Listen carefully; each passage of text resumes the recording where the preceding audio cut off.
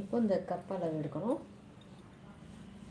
இந்த front neck mark பண்ணியிருக்கோம்ல, அதிலே வச்சு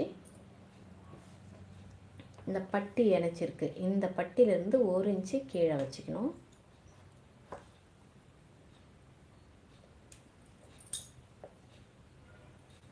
இப்போது இந்த சென்டர் டாட்லேருந்து சென்டராக ஷோல்டர் இப்படி பிடிச்சிக்கணும். பிடிச்சிட்டு இங்கே ஷோல்டர் ஃபஸ்ட்டில் மார்க் பண்ணியிருக்கோம்ல, நம்ம பக்கம் அந்த மார்க்கில் வச்சு கொஞ்சம் லேசாக இழுத்து வச்சுக்கோங்க. இழுத்து வச்சுட்டு ஒரு மார்க் பண்ணிக்கலாம். நேராக வச்சுக்கணும், கோணையெல்லாம் வைக்காமல். இப்போது இடுப்பு அளவு எக்ஸ்ட்ரா தையல் போட்டிருக்கோம்ல, அந்த இடத்துல ஷோல்டர் ஹாம்கோல்லேருந்து இப்படி இந்த பட்டி இணைச்சிருக்குல்ல, இந்த பட்டியிலேருந்து 1/4 இன்ச்சு கீழே.